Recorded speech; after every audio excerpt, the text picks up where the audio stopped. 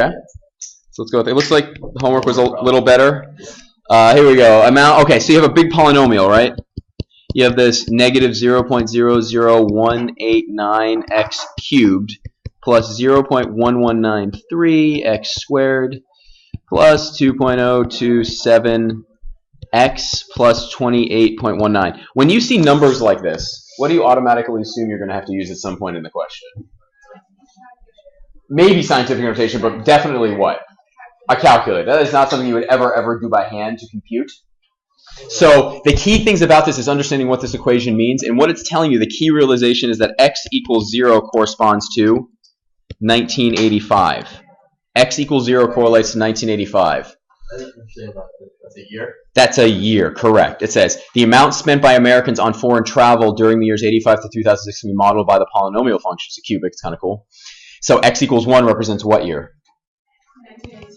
Yeah, so that's 1986, exactly. So it asks you to compute the amount spent in different years. So it's asking you for P of 0, and then for 2000, what do you plug in for the year 2000? Do you plug in 2000? No, you plug in what? 15. And then for the year 2006, what do you plug in? Yes, exactly. So you plug in 21. What this comes down to is plugging numbers into a polynomial. And what's kind of nasty about, what's an annoying thing about this polynomial?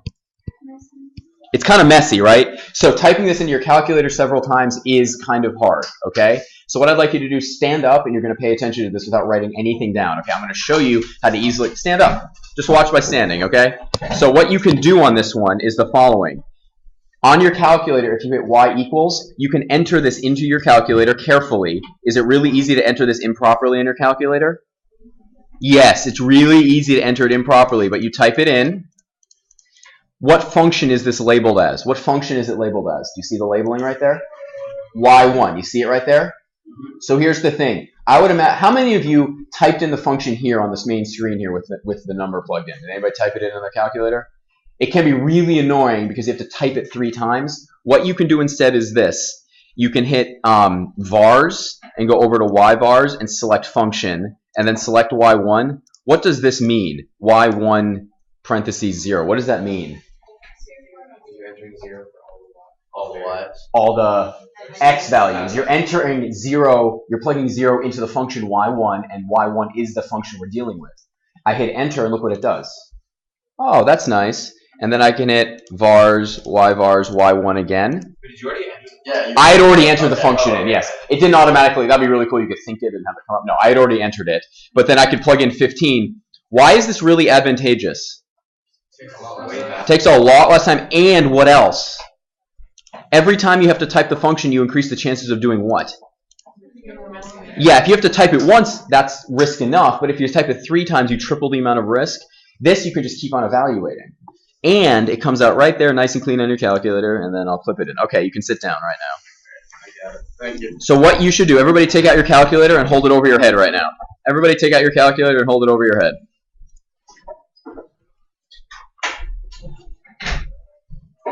Kind of like the helpful tip of the day. If you're in your calculator, let's say you would type something out. Kids, to get that y1 up there, you have to hit vars function y1. If in the upper left you hit second and then enter, which is entry, look what comes up. And then what you can go in and do is then just bring your cursor over and like, I want to evaluate it at 28. Enter. So if you do second entry, watch what happens. Second enter. Oh, it brings up my last entry. If I do it again, it's going to bring up the one before. If I do it again, it brings up the one before. So this is recall. So if you've typed in something really, really long that you don't want to have to type out again, you can just do second entry and it'll do it again. It's helpful. It's very, very helpful. Negative what? So this right here, h of -2 is, so where do you get to plug that -7 in? Right there. So this is f of -7. What is f of -7 equal to? -7 squared plus, and that equals 49 plus 4 is? There's different orders. I'm going to show you one way and then another way. So this is the shortest way possible to do this. What you can do first is plug -2 into h, and then take what you get and then plug that into f. Did we ever find out f of h of x in this? Did we ever find the general form for this? No. Did we need to find the general form for this? It doesn't ask you for f of h of x. It asks you for f of h of -2. So you can plug in -2 first. You don't have to. You could if you wanted to. I could ask you, Aubrey, what is f of h of of x? That is f of h of x. What's that going to be? X squared plus 4, but instead of that, you're going to write h of x. And what is h of x? What is h of x? So it's x minus 5 squared plus 4. Now what do you plug in? Up here, f of x is x squared plus 4. H of x is x minus 5. So what we did here is plug in the numbers first and get 53. Or you could find it in terms of x and then plug it in. So what we're doing on this one is, it's h of x is going into which function? F. So we plug h of x into f. So h of x, what was, it was x squared plus, so instead of x, what did we write? H of x. And look, so now that equals x minus 5. You plug in, what did we want to plug in for x? No. 2, -2. So it's -2 minus 5 squared plus 4. What is -2 minus 5? 7 squared plus 4. What do we end up with? 49 plus 4 is?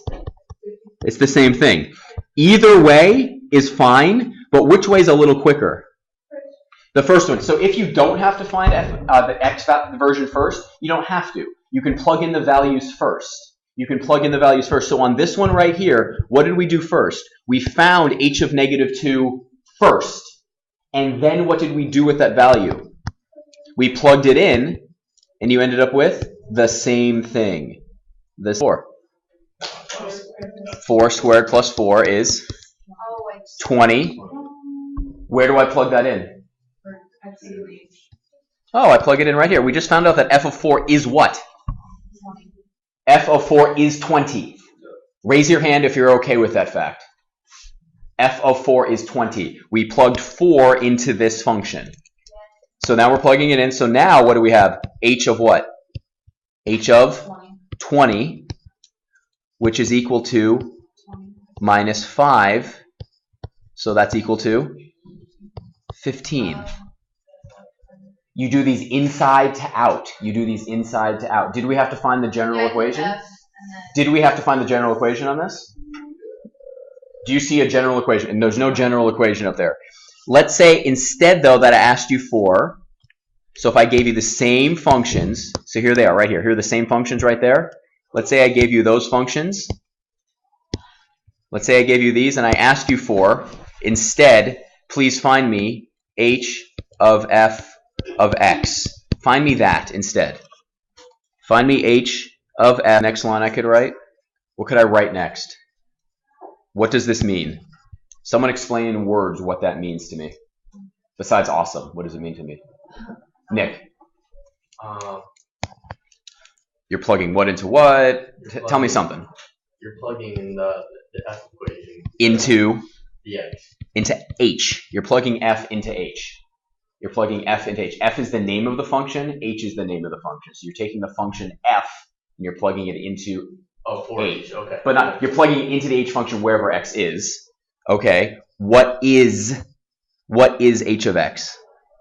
What is h of x? Hint. What is h of x? So x minus 5, but instead of x, what am I going to write? F of x. What is f of x?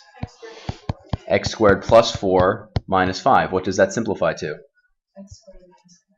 X squared what? Minus 1. So if I asked you for, so we now have a simplified version right there. So what would be h of f of 4? That would be 4 squared minus what? 1. What is that? Oh, is that what we got before? Yeah. It's the same thing. Which one was less work? Second one. I think this one's less work, honestly, because do you have to deal with any variables on this one? No. This one you do. What's the advantage, though, to having this equation, though? What's the advantage to having the equation? Something else in, exactly. If you wanted to plug in 5 or 6 or 7 or 8, you could just plug it into that equation. This method, though, this method is good if you're doing one number. This method is great if you're using one number. But if you have to evaluate many of them, like h of g of 2, h of g of 3, h of g of 4, you could just plug it in. Summer and then Harry. Yes? Okay, so 15 is just the answer. Yes, 15 is just the answer. What we've just shown is h of f of 4 is equal to 15. That's what we've shown. Okay. Now is this. If I gave you this right here, tell me what's going on this one. What am I asking you to do? Distribute, yeah? Foil. FOIL. FOIL is a good acronym, but only for this specific setup when you have two things being multiplied by two things. That's a binomial times a binomial. What does FOIL stand for? First, outer, inner, last. What I really want you to remember is everything in the first times everything in the second. So if I were to do this, it would be x times x is x times negative 2 is 3 times x is 3 times negative 2 is negative 6. You have like terms there, so you have x squared plus x minus 6. Okay, you've multiplied it out. That's great. The reason FOIL isn't super accurate is I could ask you something like this. There's an extra term in that first one, right? There's an extra term right there in the first one. So you can't say first, outer, inner, last because there's like a middle term now, right? You just have to make sure everything in the first gets multiplied by everything in the last. So the pattern that I like to follow, that I would encourage you to follow, because if we're all following the same pattern, it's easier for us to compare our work. Pick the first term and then multiply it by the other two. 2x cubed plus 4, son of 4, what do you get? What's 8x squared? Then take x and multiply it by these two, and what do you get? Plus, and then you get negative 9 times these two, you get negative 9x and negative 36. Are there like terms we can now combine? Well, there's a 2x cubed all alone, but then you have these two, plus 9x squared minus 5x minus 36. This is multiplying polynomials. That's what we're doing right now. We are multiplying polynomials.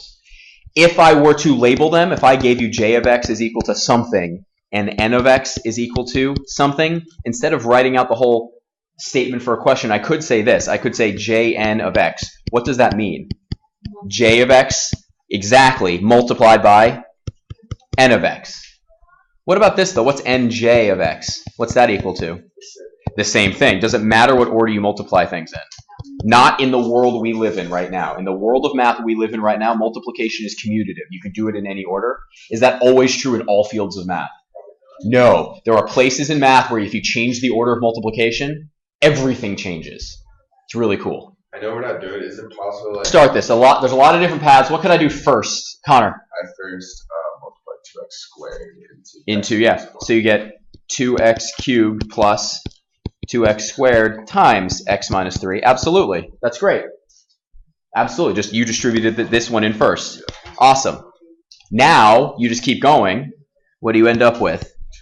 2x to the 4th minus 6x cubed plus 2x cubed minus 6x squared. Are there things we can combine there? Yes. Yeah, we have 2x to the 4th minus 4x cubed minus 6x squared.